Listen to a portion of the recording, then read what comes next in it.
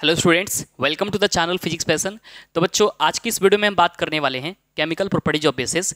इससे पहले मैंने आपको केमिकल प्रॉपर्टीज ऑफ एसिड पढ़ाया था, जिसका लिंक हमने डिस्क्रिप्शन में दे दिया है, यानी पूरी वीडियोस फिजिक्स पैशन के प्लेलिस्ट पे अपलोड कर दी जाएगी, आप वहाँ से जाके देख सकते हैं।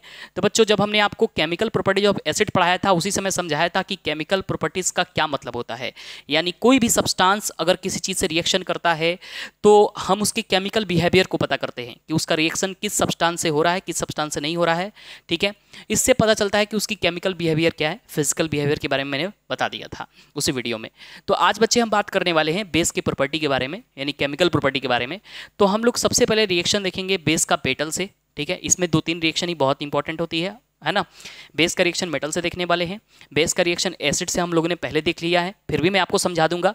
फिर बेस का रिएक्शन हम लोग नॉन मेटालिक ऑक्साइड से देखने वाले हैं। ठीक है बच्चों, आइए सबसे पहले स्टार्ट करते हैं reaction of base with metal. तो बच्चों याद रखो कि एसिड और बेस का जब रिएक्शन कराते हैं ना, तो दोनों में सेम प्रोडक्ट बनता है। रिएक्शन ऑफ बेस अगर हम मेटल से कराएंगे तो हमारा बनेगा फिर मेटल सॉल्ट। क्या बनेगा बच्चों? मेटल सॉल्ट प्लस, इसके बारे में बाद में देखेंगे, plus hydrogen gas. Same product बनेगा बच्चों। जब मेटल हमारा बेस से रिएक्शन करेगा तो सेम प्रोडक्ट बनेगा। सबसे पहले हमने क्या किया, मेटल ले लिया जिंक सॉलिड स्टेट में, बेस ले लिया हमने NaOH।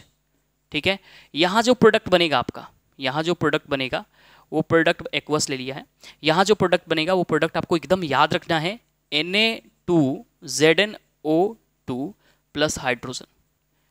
अब ये कैसे लिख दिया, आपको याद रखना है इसको। ठीक है, तो ये Na2ZnO2 को हमने कहा सोडियम जिंकेट। बच्चे क्या बोलते हैं? Sodium zincate. सोडियम जिंकेट होता है। ठीक है, और जो H2 देख रहे हैं ये हमारा क्या हो रहा है, हाइड्रोजन गैस।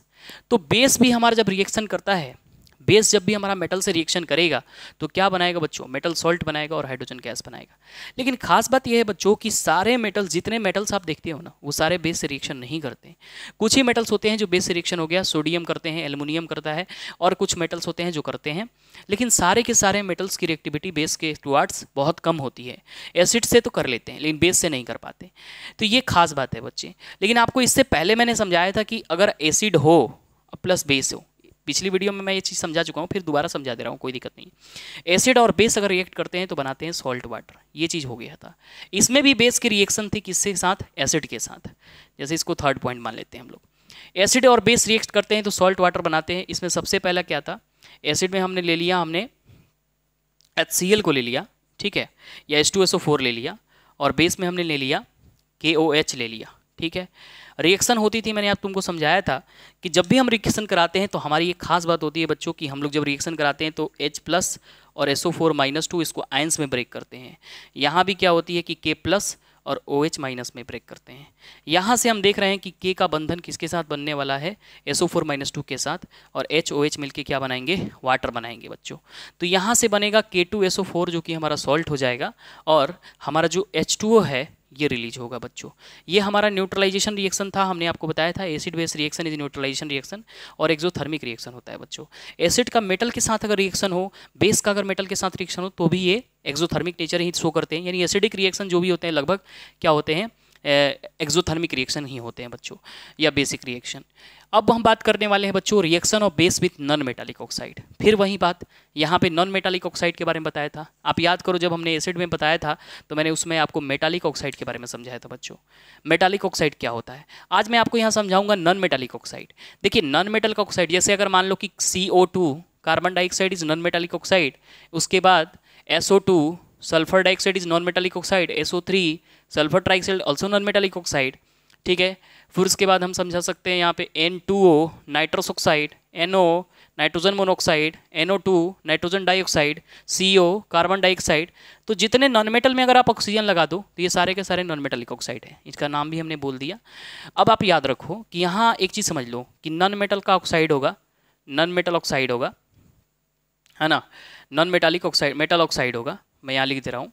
ये जब बेस से रिएक्शन करेंगे ना बच्चे, ये जब बेस से रिएक्शन करेंगे, अच्छा रिएक्शन कर क्यों रहे हैं, ये रिएक्शन कर क्यों रहे हैं, क्योंकि ये एसिडिक नेचर को शो कर रहे हैं बच्चे। मैं यहाँ पे लिख भी दे रहा हूँ कि इनका जो नेचर होगा ना बच्चे, क्या होगा, कैसा नेचर होगा, एसिडिक नेचर होगा। एसिडिक नेचर बच्चे इसलिए इनका होगा क्योंकि ये जो है ना बेस से रिएक्शन करते हैं, और बेस से रिएक्शन क्या कर सकता है, एसिडिक कर सकता है। तो इसका मतलब ये नॉन मेटालिक ऑक्साइड है, लेकिन इनका नेचर कैसा है, एसिडिक नेचर होगा। तो यहाँ से जब बेस से रिएक्शन करेंगे तो बनाएंगे क्या, सॉल्ट वाटर। यहाँ से भी क्या बनाएंगे बच्चे, सॉल्ट एंड वाटर। कोई दिक्कत वाली बात इसमें नहीं है। तो जैसे अगर मान लीजिए कि नॉन मेटालिक ऑक्साइड हमने लिख दिया, CO2 लिख दिया, और एक हमने बेस लिख दिया क्या, CaOH whole twice, calcium hydroxide ले लिया, दिस इज बेस।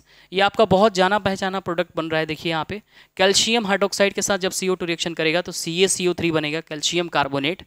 यहाँ से कैल्शियम कार्बोनेट, ये मैंने ये कैल्शियम हाइड्रोक्साइड CO2 के साथ रिएक्शन, कैल्शियम कार्बोनेट, और वाटर बनेगा H2O। ठीक है ना बच्चे। तो इस तरह से तो बेस का केमिकल प्रॉपर्टीज बहुत सिंपल होता है। जो भी होता है 4-5 रिएक्शन हमें पढ़ने होते हैं एसिड में। बेस में कुछ नहीं, बस 4 रिएक्शन है गिन करके, और चारों रिएक्शन को हम इतना आसानी से समझ लिए कि कहना क्या। ठीक है ना। तो अगर वीडियो अच्छा लगे तो वीडियो को लाइक करिए, चैनल को सब्सक्राइब करिए, शेयर करिए वीडियो को प्लीज़।